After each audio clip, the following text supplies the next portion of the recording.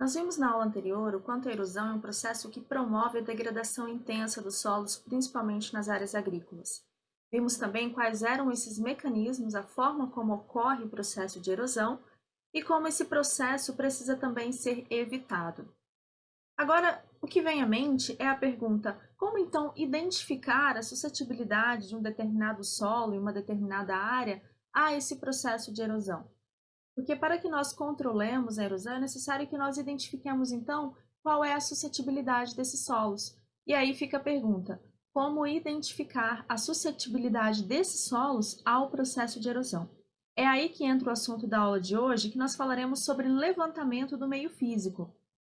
E nós falamos também de levantamento de áreas agrícolas. E aí a gente pergunta, esse levantamento de terras agrícolas, a gente sempre tem comentado em sala de aula que é incorreto chamar o solo de terra, porque terra é uma nomenclatura popular, mas não científica para o solo, né? E aí fica a pergunta, então, terras agrícolas é correto? O que seria terra? E o que seria solo? Né? O que nós podemos dizer sobre esses conceitos? Terra é incorreto e solo é o correto? Se a gente for observar, o solo ele é um conceito bastante restrito, ou seja, nós consideramos como solo aquele conjunto de corpos tridimensionais que estão ali na porção superior da crosta terrestre, né?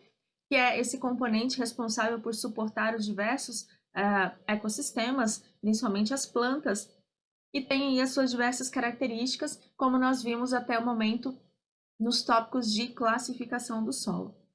A terra, por sua vez, não é um termo incorreto, entretanto, ela se refere a algo um pouco mais amplo. Então, quando nós dizemos terra, estamos nos referindo a um segmento da superfície do globo terrestre que é definido no espaço, que é reconhecido em função de suas características, propriedades compreendidas por alguns componentes como a biosfera e que sejam razoavelmente estáveis ou ciclicamente previsíveis. Então, a gente percebe que a terra agrícola, ela inclui a biosfera, inclui também a atmosfera, inclui o substrato geológico, a hidrologia e diversos outros componentes, bastante amplo quando considerado, quando comparado com o conceito de solo.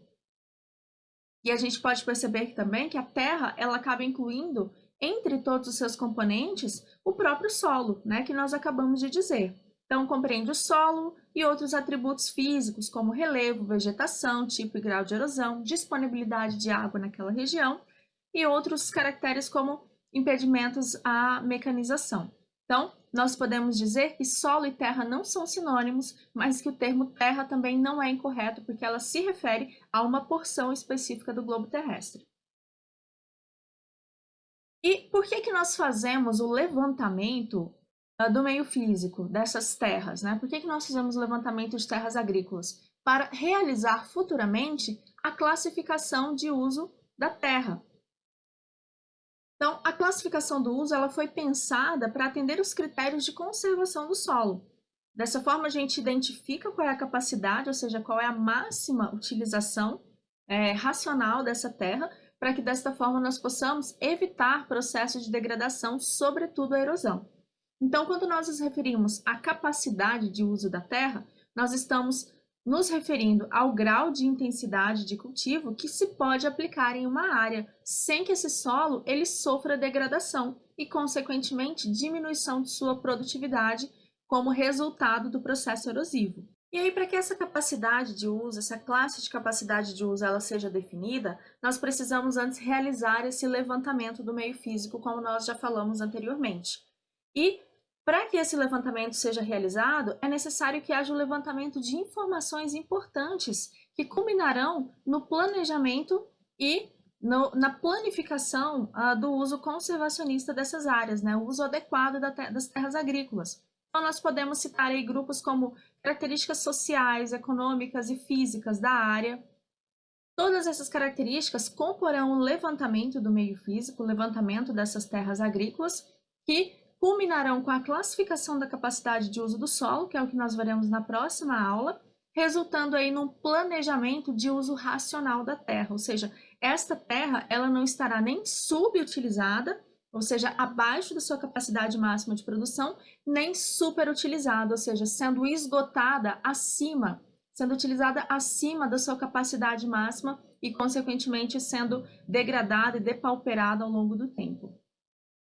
Nós podemos ver aí que existem diversos caracteres sociais que são considerados, como alguns relacionados à propriedade, relações sociais internas, tipos de habitação, salário, qual tipo de mão de obra, qual assistência técnica disponível na região, a educação, qual o nível de escolaridade do agricultor, os caracteres econômicos, mercado, preços, valor da terra, situação financeira e econômica dessa propriedade, os riscos financeiros aos quais ela está submetido. E dos caracteres físicos, que é onde nós daremos ênfase para essa aula, nós incluímos aquelas propriedades do solo, como profundidade, textura, permeabilidade, fatores limitantes.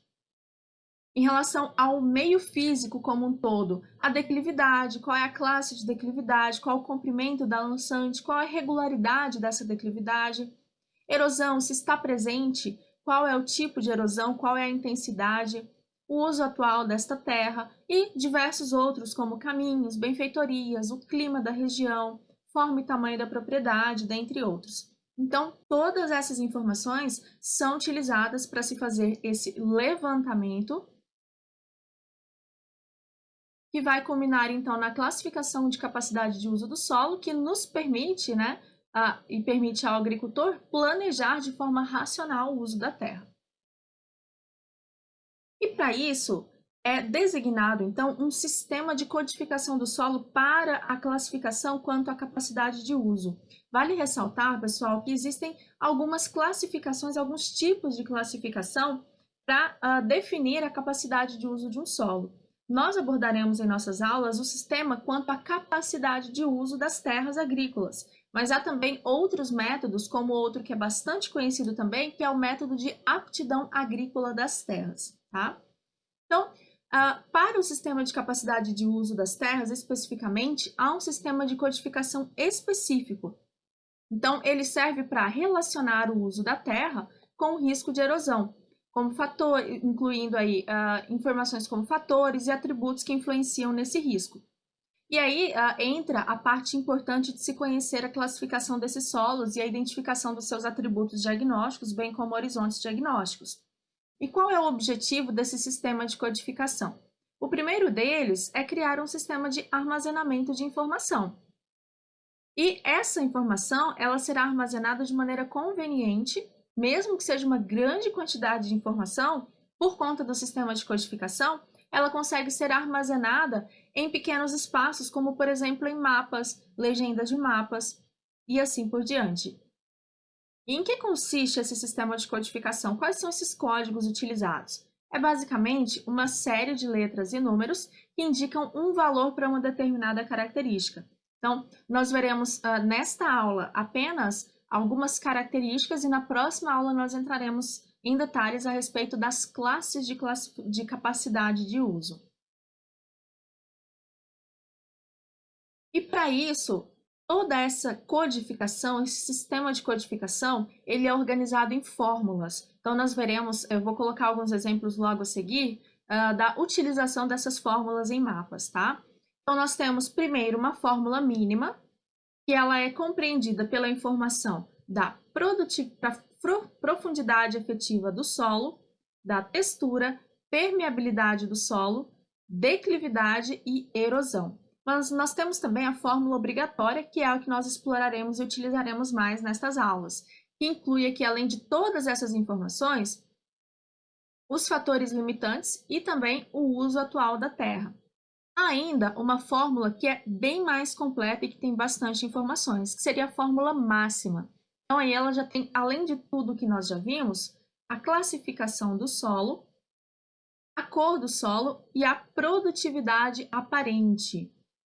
Então, vamos ver um exemplo aqui de como funciona a representação de uma fórmula máxima. Então, isso aqui seria a representação de uma fórmula máxima. Olha que interessante. Aqui nós teríamos, então, a classe da capacidade de uso, que nós veremos na próxima aula. Então, esta área se classifica como classe 3, ou seja, ela está ali apta para o cultivo intenso, geralmente culturas anuais. E ela tem aqui algumas características que nós também veremos na próxima aula. Problemas de erosão, então a gente pode ver pelo Ezinho aqui, e problema de solo. Qual é esse problema de solo? A gente vai ver ali nos fatores limitantes. O LVA indica que este é um latossolo vermelho-amarelo e que tem como notação de cor 10YR3/8. O P3 é o nível de produtividade aparente. Nesse caso aqui, o P, que é da produtividade, e o 3 nos informa que há uma produtividade aparente média. E aí nós estamos seguindo aqui para a parte da fração. Esse 2 aqui, nesse primeiro lugarzinho, como nós vimos, o que significa? A profundidade efetiva do solo.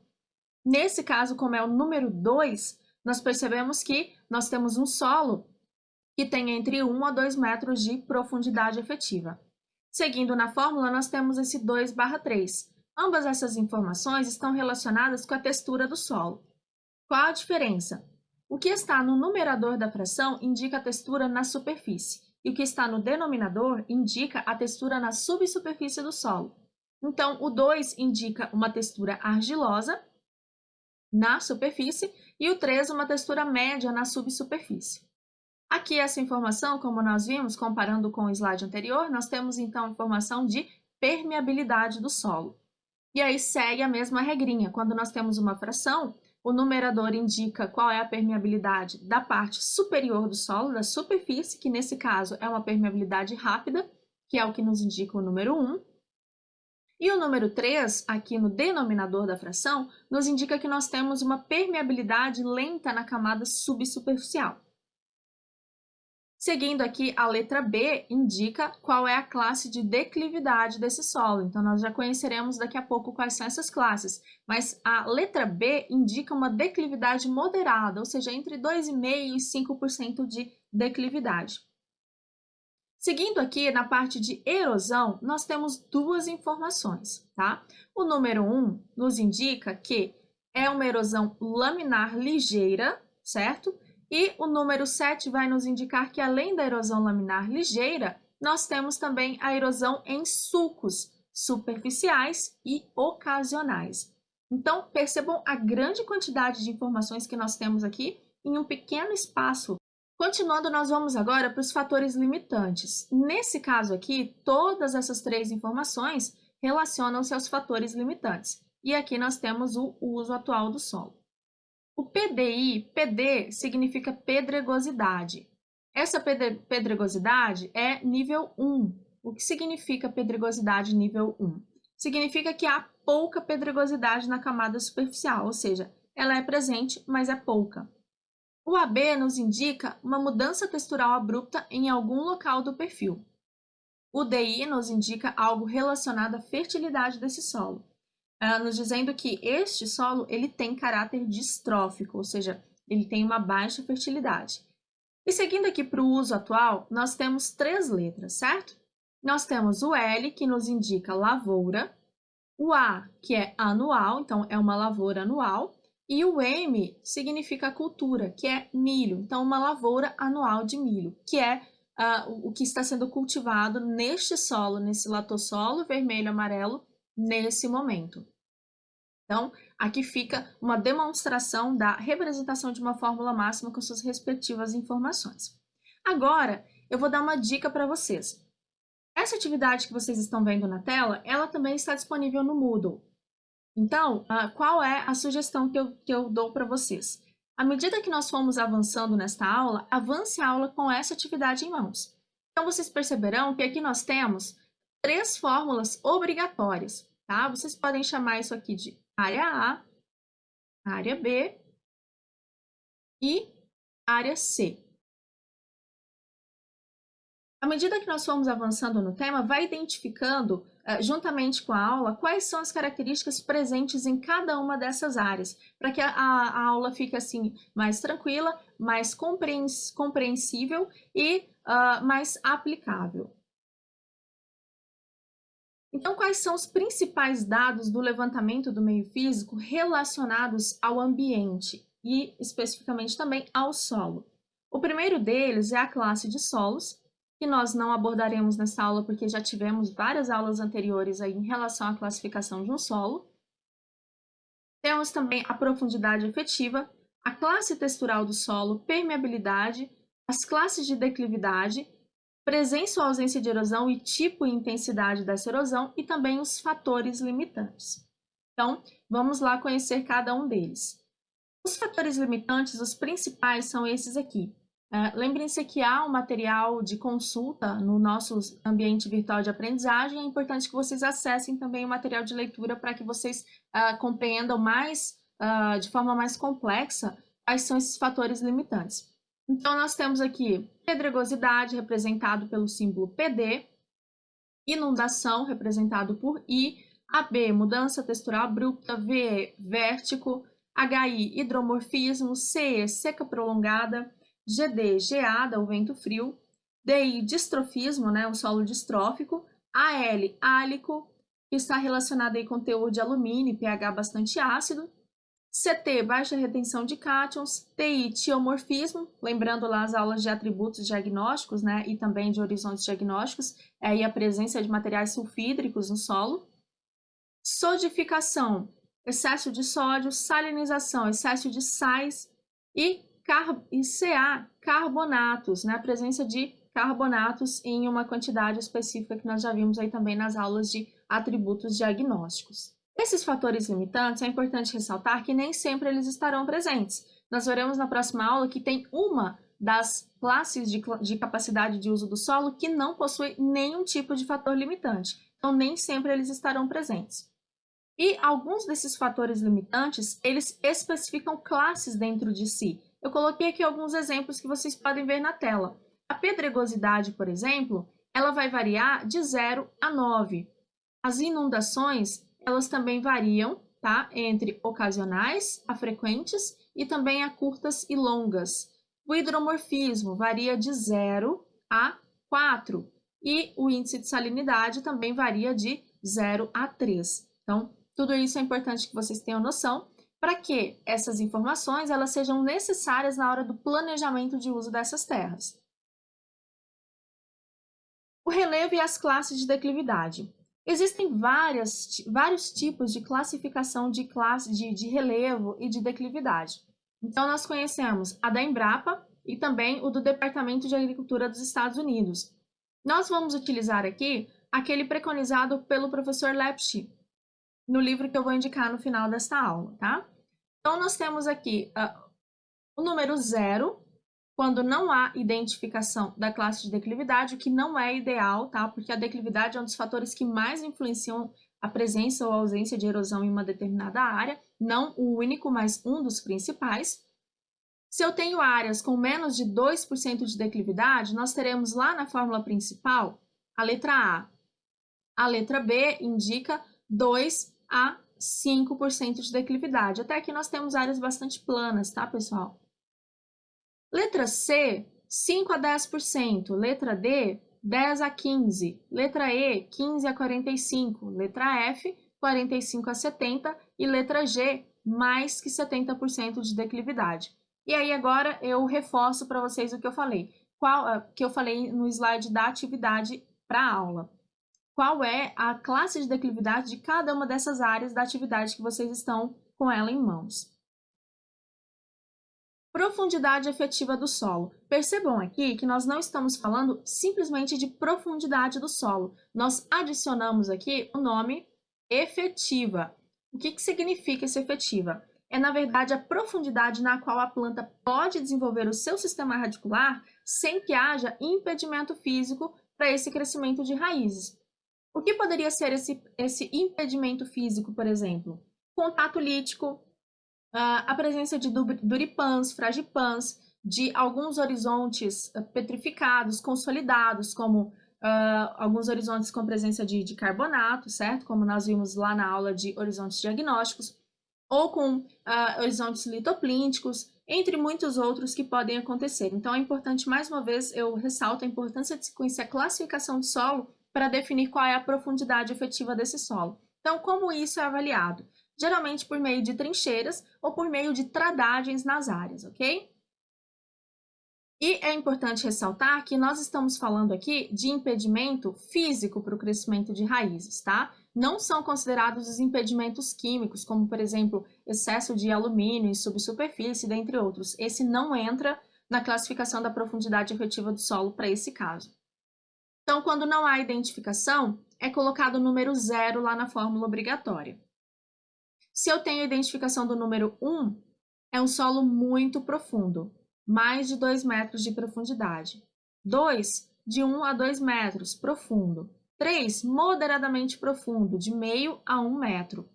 4, é um solo já considerado raso. Então, ele tem de 0,25 ou 25 centímetros a 50 centímetros.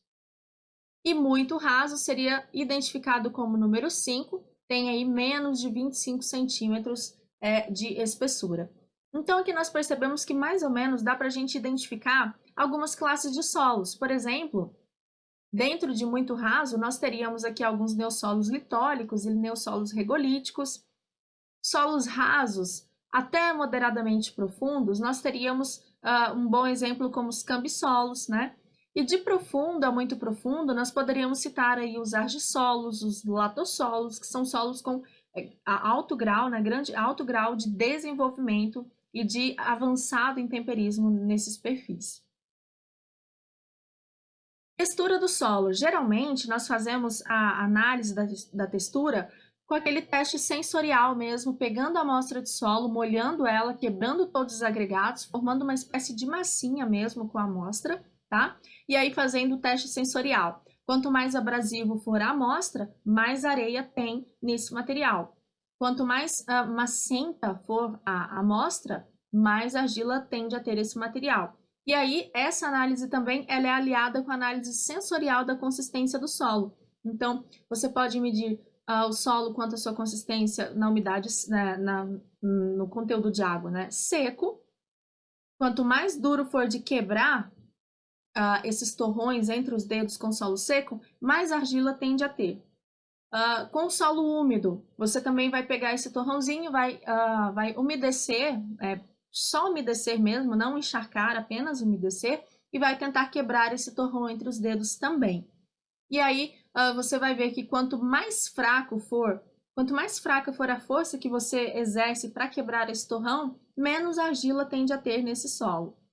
E tem também o teste da consistência em solo molhado, ou seja, já encharcado mesmo. Que aí você vai classificar o solo quanto à sua plasticidade, que é a capacidade dele ser moldado, né, fazendo aquele fiozinho, e a pegajosidade, que é a capacidade que ele tem de se aderir aos dedos. Então, quanto mais plástico for um solo, ou seja, quanto mais você consegue moldar, fazer bolinhas, fiozinhos e dobrar, mais argila tem esse solo. E quanto mais pegajoso, quanto mais ele adere no solo quando molhado, também ele tende a ter mais argila. Então, são testes aí que facilitam a classificação da textura no campo.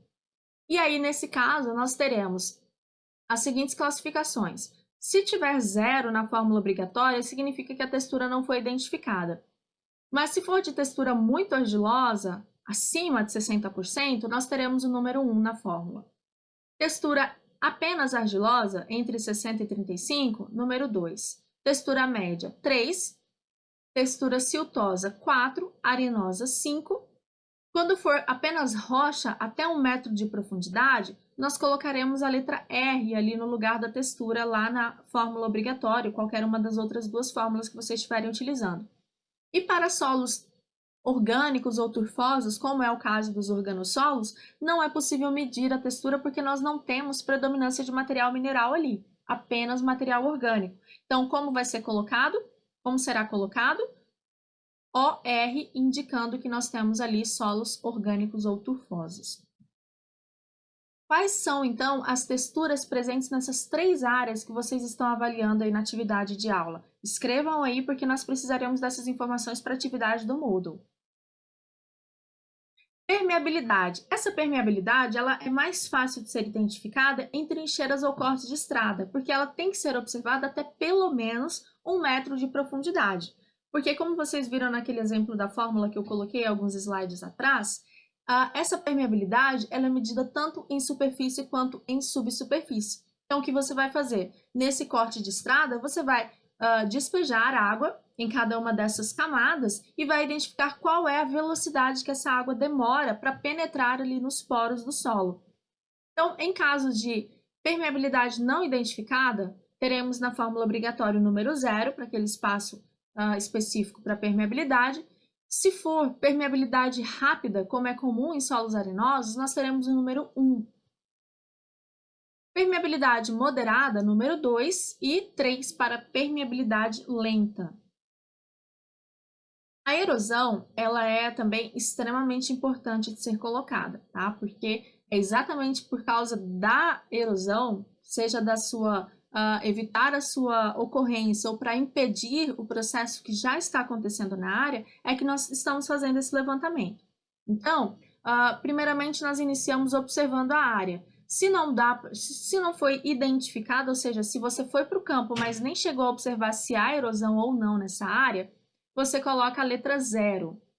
Agora, se você foi para o campo, observou a área e não tem nenhum indício de erosão aqui, o que você vai colocar? A letra grega θ, ou seja, erosão não aparente, tal como ocorre em solos sob vegetação natural, principalmente aquela vegetação natural que é mais fechada, né, mais densa. Entretanto, se ela estiver presente, ela pode estar presente de diferentes formas. A primeira dela é a laminar. Como nós já falamos, a laminar é aquela que arrasta camadas inteiras, né, de solo. E ela geralmente é a mais difícil de se perceber, porque ela tende a ser um pouco mais uniforme na área inteira. Essa erosão laminar, quando presente, ela será identificada por números de 1 a 5. Quando usaremos um número, quando usaremos outro, conforme a sua intensidade. Então, se nós temos uma erosão laminar ligeira, ou seja, menos de 25% ali da superfície foi removida, você coloca o número 1. Agora, se essa erosão laminar ela for moderada, você tem entre 25% e 75% da camada superficial do horizonte superficial sendo já removido por erosão, então você coloca o número 2 na fórmula obrigatória. Se por acaso houver uma erosão laminar severa, ou seja, quase todo o horizonte A já foi removido, então nós teremos aí o número 3 na fórmula. E muito severa, no caso de nós termos 100% da camada superficial erodida e nós já temos aqui o subsolo também começando a ser erodido. Nesse caso, usaremos o número 4. E o número 5, que seria o mais intenso dentro da categoria de erosão laminar, seria uma erosão laminar extremamente severa, onde nós já temos aqui o horizonte C exposto, ou seja, já foi tirado o horizonte A e o horizonte B, se eles estavam presentes ali naquele tipo de solo. O segundo tipo é a erosão em vossorocas. Então, nós temos aqui apenas o número 6, tá? Erosão do tipo vossorocas, desbarrancados, desmoronamentos e deslocamentos de massa, como nós podemos ver aqui nessa figura, que houve um deslocamento de massa bastante expressivo, já colocando aqui, né, o lençol freático à vista, à mostra.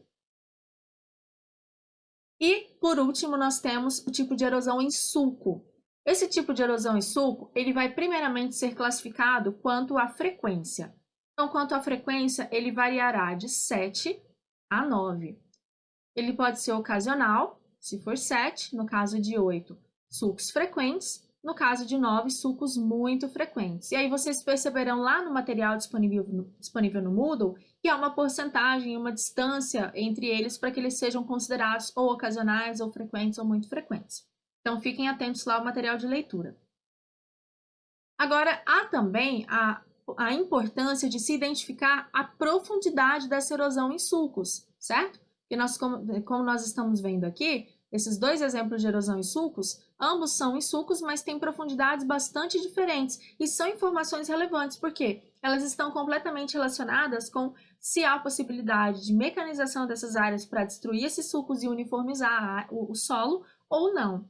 Então, se nós temos sulcos superficiais, como nós podemos ver aqui nessa foto, nós colocaremos o 7, 8 ou 9, dependendo da frequência dele.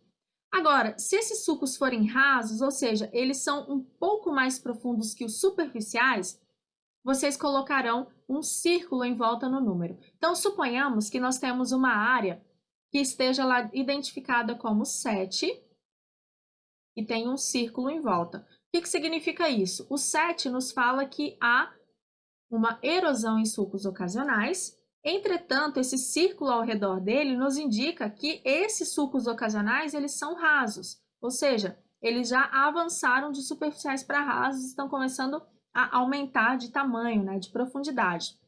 Agora, se vocês estiverem analisando uma fórmula obrigatória e tiver ali o número 8 com um quadrado em volta dele, o que significa isso? Que vocês têm erosão em sulcos com bastante frequência na área e que esses sulcos eles são profundos, né? Sempre que tem o quadradinho aqui. E se esses sulcos eles são profundos a ponto de já estarem se transformando em vossorocas, aí vocês vão colocar a letra V do lado de cada um desses números lá na fórmula obrigatória. E tem uma série de outras informações também que vocês verão lá no material disponibilizado no Moodle, que nós podemos colocar como uso atual da terra, como nós já vimos, nível tecnológico do produtor, estágio de desbravamento dessas áreas. Então, tudo isso é adicionado à fórmula após os fatores limitantes. Exemplo, primeiro nível, que seria o uso atual, a gente coloca lá as letras relacionadas às culturas. Então, vocês vão ver no material de consulta que cada cultura tem uma sigla específica, tá? Como vocês podem ver aqui, floresta, letra F, C, campo nativo, P, pastagem, L, lavoura. E aí tem as suas variações, por exemplo, pastagem nativa, pastagem plantada, lavoura anual, lavoura perene, ok? Lavoura anual de milho ou de soja, então tem toda uma codificação já definida para cada um desses usos. E aí o segundo e terceiro nível, eu peço que vocês olhem lá no apêndice 5, né, que está na página 157 do livro do professor Lepsch e dos seus colaboradores. Então, como eu citei, pastagem nativa, PN, LAH, lavoura anual de girassol e assim por diante. Então, há uma codificação já determinada para cada um desses tipos de culturas de uso atual. Quanto ao nível tecnológico utilizado na área, ele pode ser baixo, representado pela letra B, M, elevado ou vultuosos, porém mal aplicados, ou seja, há uma grande quantidade de recursos ali disponíveis, mas que são mal utilizados, não são otimizados. O quinto nível seria o do desbravamento da área, que varia de 0 a 6, né? Acompanhado ali da letra T, tá? E aí vocês poderão acompanhar também quais são esses níveis e como eles são diferenciados lá no material de estudo disponível. E aí agora eu pergunto para vocês, agora que nós já vimos esses conceitos e o que isso significa, espero que você tenha aplicado cada um desses conceitos à atividade que eu disponibilizei no Moodle e agora acesse o Moodle para que você possa responder todas as questões ali disponíveis, tá? Então, não se esqueça, se você não fez a atividade junto com a aula, volta à aula e faça esta aula com a atividade em mãos e depois acesse o Moodle para responder as perguntas, as questões ali disponíveis. Eu deixo como sugestão de leitura, mais uma vez, o livro Conservação do Solo, e esse aqui principalmente, que fala detalhadamente sobre a classificação das terras no sistema de capacidade de uso, publicado em 2015 por Lepsch e sua equipe. Então, bons estudos!